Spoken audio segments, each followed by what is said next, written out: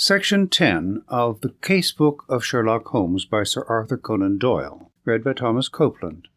Story 10, The Adventure of the Veiled Lodger.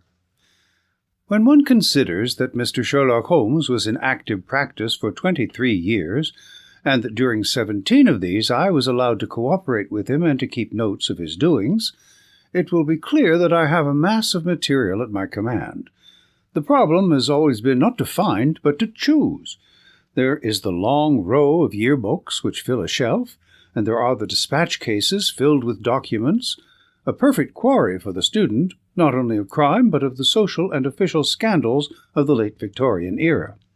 Concerning these latter, I may say that the writers of agonized letters who beg that the honor of their families or the reputation of famous forebears may not be touched have nothing to fear.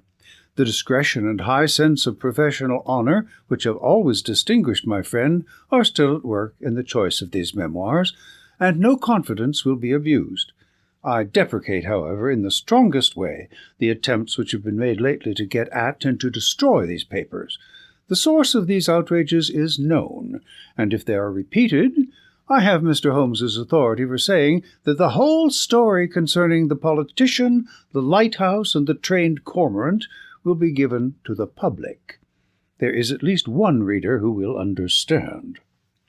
It is not reasonable to suppose that every one of these cases gave Holmes the opportunity of showing those curious gifts of instinct and observation which I have endeavoured to set forth in these memoirs. Sometimes he had, with much effort, to pick the fruit. Sometimes it fell easily into his lap. But the most terrible human tragedies were often involved in these cases which brought him the fewest personal opportunities, and it is one of these which I now desire to record. In telling it, I have made a slight change of name and place, but otherwise the facts are as stated.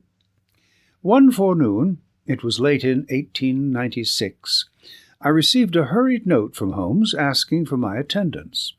When I arrived, I found him seated in a smoke-laden atmosphere with an elderly, motherly woman of the buxom landlady type in the corresponding chair in front of him. "This is Mrs. Merrilow of South Brixton," said my friend, with a wave of the hand. "Mrs. Merrilow does not object to tobacco, Watson, if you wish to indulge your filthy habits. Mrs. Merrilow has an interesting story to tell, which may well lead to further developments in which your presence may be useful." "Anything I can do." "You will understand, Mrs. Merrilow, that if I come to Mrs. Ronder, I shall prefer to have a witness. You will make her understand that before we arrive." "Lord bless you, Mr. Holmes," said our visitor. "She is that anxious to see you that she might bring the whole parish at your heels." "Then we shall come early in the afternoon. Let us see that we have our facts correct before we start. If we go over them, it will help Dr. Watson to understand the situation. You say that Mrs. Ronder has been your lodger for 7 years, and that you have only once seen her face." "And I wish to God I had not," said Mrs. Merrilow. "It was, I understand, terribly mutilated." "Well, Mr. Holmes, you would hardly say it was a face at all. That's how it looked. Our milkman got a glimpse of her once peeping out of the upper window, and he dropped his tin and the milk all over the front garden. That is the kind of face it is. When I saw her, I happened on her unawares, she covered up quick, and then she said, 'Now, Mrs. Merrilow, you know at last why it is that I never raise my veil.'" "Do you know anything about her history?" "Nothing at all." "Did she give references when she came?" "No, sir, but she gave hard cash, and plenty of it. A quarter's rent, right down on the table in advance, and no arguing about terms. In these times, a poor woman like me can't afford to turn down a chance like that." "Did she give any reason for choosing your house?" "Mine stands well back from the road, and is more private than most. Then again, I only take the one, and I have no family of my own. I reckon she had tried others and found that mine suited her best. It's privacy she is after, and she is ready to pay for it." "You say that she never showed her face from first to last, save on the one accidental occasion. Well, it is a very remarkable story, most remarkable, and I don't wonder that you want it examined." "I don't, Mr. Holmes. I am quite satisfied so long as I get my rent. You could not have a quieter lodger, or one who gives less trouble." "Then what has brought matters to a head?" "Her health, Mr. Holmes. She seems to be wasting away, and there's something terrible on her mind." "Murder!" she cries. "Murder!" And once I heard her, "You cruel beast, you monster!" she cried. It was in the night, and it fair rang through the house, and sent the shivers through me. So I went to her in the morning. "Mrs. Ronder," I says, "if you have anything that is troubling your soul, there's the clergy," I says, "and there's the police. Between them you should get some help." "For God's sake, not the police," says she, "and the clergy can't change what is past. And yet," she says, "it would ease my mind if someone knew the truth before I died." "Well," says I, "if you won't have the regulars, there is this detective man, what we read about, begging your pardon, Mr. Holmes," and she fair jumped at it. "That's the man," says she. "I wonder I never thought of it before.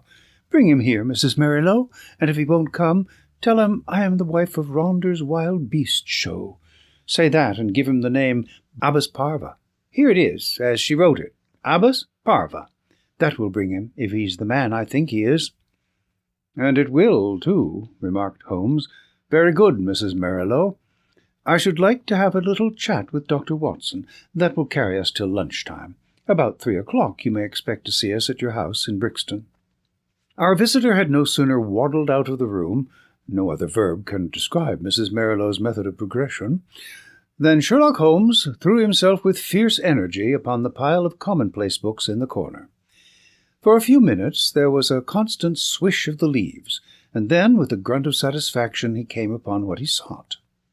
So excited was he that he did not rise, but sat upon the floor like some strange Buddha, with crossed legs, the huge books all round him, and one open upon his knees.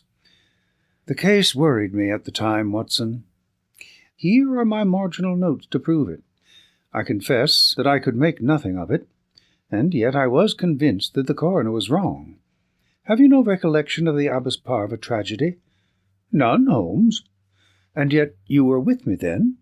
"But certainly my own impression was very superficial, for there was nothing to go by, and none of the parties had engaged my services. Perhaps you would care to read the papers?" "Could you not give me the points?" "That is very easily done. It will probably come back to your memory as I talk. Ronder, of course, was a household word. He was the rival of Wombwell and of Sanger, one of the greatest showmen of his day. There is evidence, however, that he took to drink, and that both he and his show were on the downgrade at the time of the great tragedy. The caravan had halted for the night at Abbas Parva, which is a small village in Berkshire, when this horror occurred. They were on their way to Wimbledon, travelling by road, and they were simply camping and not exhibiting, as the place is so small a one that it would not have paid them to open. They had among their exhibits a very fine North African lion. Sahara King was its name, and it was the habit both of Ronder and his wife to give exhibitions inside its cage. Here you see is the photograph of the performance, by which you will perceive that Ronder was a huge porcine person, and that his wife was a very magnificent woman. It was deposed at the inquest that there had been some signs that the lion was dangerous, but as usual familiarity begat contempt, and no notice was taken of the fact. It was usual for either Ronder or his wife to feed the lion at night. Sometimes one went, sometimes both, but they never allowed anyone else to do it, for they believed that so long as they were the food carriers he would regard them as benefactors, and would never molest them. On this particular night, 7 years ago, they both went, and a very terrible happening followed, the details of which have never been made clear. It seems that the whole camp was roused near midnight by the roars of the animal and the screams of the woman. The different grooms and employés rushed from their tents, carrying lanterns, and by their light an awful sight was revealed. Ronder lay, with the back of his head crushed in and deep claw marks across his scalp, some 10 yards from the cage, which was open. Close to the door of the cage lay Mrs. Ronder, upon her back, with the creature squatting and snarling above her. It had torn her face in such a fashion that it was never thought that she could live.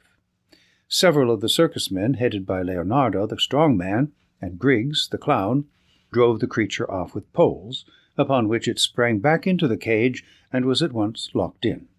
How it had got loose was a mystery. It was conjectured that the pair intended to enter the cage, but that when the door was loosed, the creature bounded out upon them. There was no other point of interest in the evidence, save that the woman, in a delirium of agony, kept screaming, "Coward! Coward!" as she was carried back to the van in which they lived. It was 6 months before she was fit to give evidence, but the inquest was duly held, with the obvious verdict of death by misadventure. "What alternative could be conceived?" said I.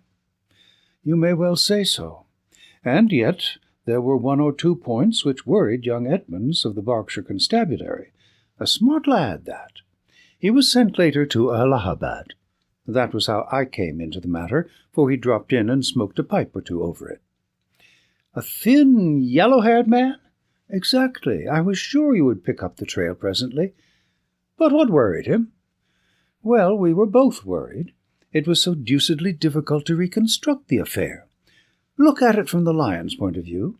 He is liberated. What does he do? He takes 6 bounds forward, which brings him to Ronder. Ronder turns to fly. The claw marks were on the back of his head, but the lion strikes him down. Then, instead of bounding on and escaping, he returns to the woman, who was close to the cage, and he knocks her over and chews her face up. Then again, those cries of hers would seem to imply that her husband had in some way failed her. What could the poor devil have done to help her? You see the difficulty?" "Quite." "And then there was another thing. It comes back to me now as I think it over. There was some evidence that just at the time the lion roared and the woman screamed, a man began shouting in terror." "This man Ronder, no doubt." "Well, if his skull was smashed in, you would hardly expect to hear from him again. There were at least 2 witnesses who spoke of the cries of a man being mingled with those of a woman." "I should think the whole camp was crying out by then. As to the other points, I think I could suggest a solution." "I should be glad to consider it." "The 2 were together, 10 yards from the cage, when the lion got loose. The man turned and was struck down. The woman conceived the idea of getting into the cage and shutting the door. It was her only refuge. She made for it, and just as she reached it, the beast bounded after her and knocked her over. She was angry with her husband for having encouraged the beast's rage by turning. If they had faced it, they might have cowed it. Hence her cries of coward." "Brilliant, Watson. Only one flaw in your diamond." "What is the flaw, Holmes?" "If they were both 10 paces from the cage, how came the beast to get loose?" "Is it possible that they had some enemy who loosed it?" "And why should it attack them savagely when it was in the habit of playing with them and doing tricks with them inside the cage?"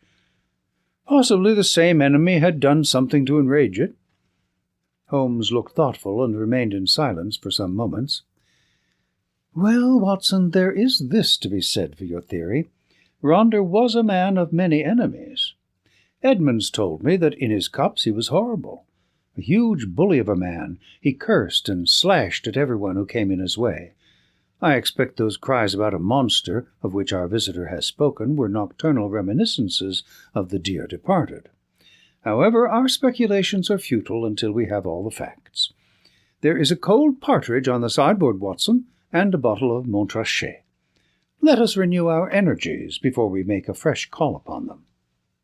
When our hansom deposited us at the house of Mrs. Marilow, we found that plump lady blocking up the open door of her humble but retired abode. It was very clear that her chief preoccupation was lest she should lose a valuable lodger, and she implored us, before showing us up, to say and do nothing which could lead to so undesirable an end.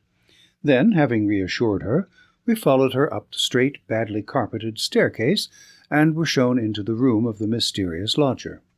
It was a close, musty, ill-ventilated place, as might be expected, since its inmates seldom left it. From keeping beasts in a cage, the woman seemed, by some retribution of fate, to have become herself a beast in a cage. She sat now in a broken armchair in the shadowy corner of the room. Long years of inaction had coarsened the lines of her figure, but at some period it must have been beautiful, and was still full and voluptuous. A thick dark veil covered her face, but it was cut off close at her upper lip, and disclosed a perfectly shaped mouth and a delicately rounded chin. I could well conceive that she had indeed been a very remarkable woman. Her voice, too, was well modulated and pleasing. "My name is not unfamiliar to you, Mr. Holmes," said she. "I thought that it would bring you." "That is so, madam, though I do not know how you are aware that I was interested in your case." "I learned it when I had recovered my health, and was examined by Mr. Edmonds, the county detective. I fear I lied to him. Perhaps it would have been wiser had I told the truth." "It is usually wiser to tell the truth. But why did you lie to him?" "Because the fate of someone else depended upon it. I know that he was a very worthless being, and yet I would not have his destruction upon my conscience. We had been so close, so close."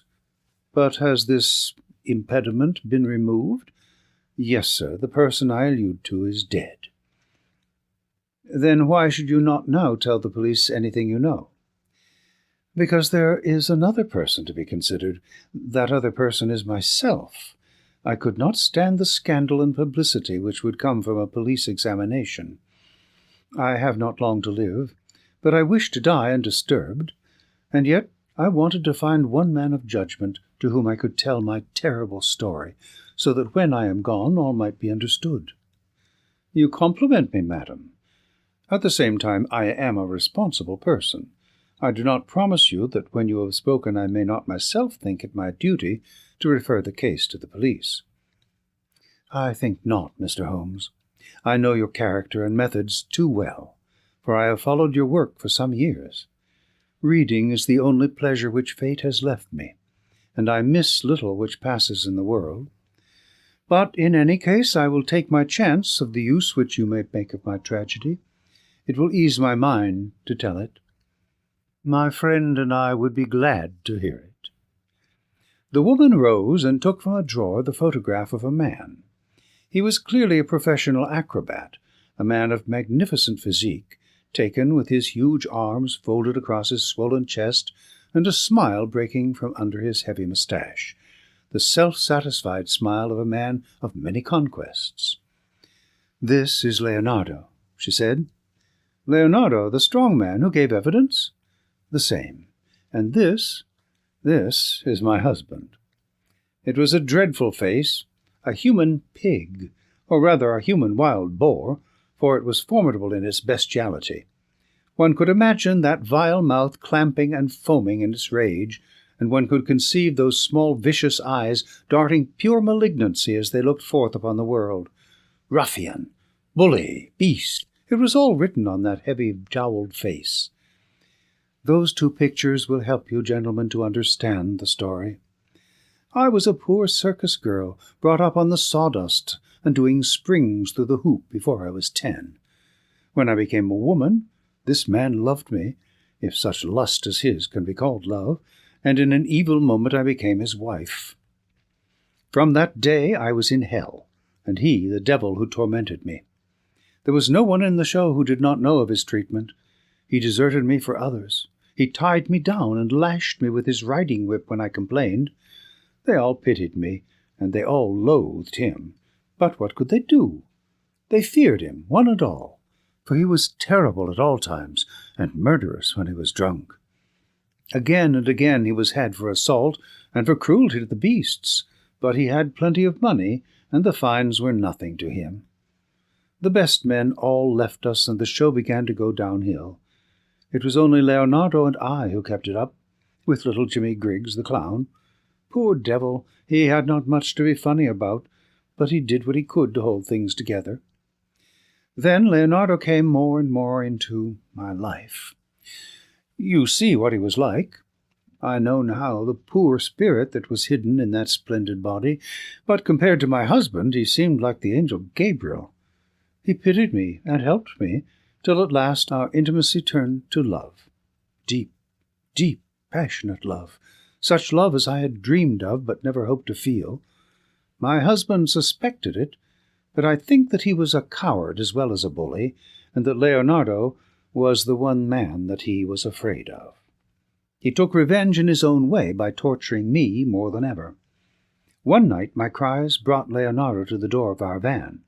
We were near tragedy that night, and soon my lover and I understood that it could not be avoided.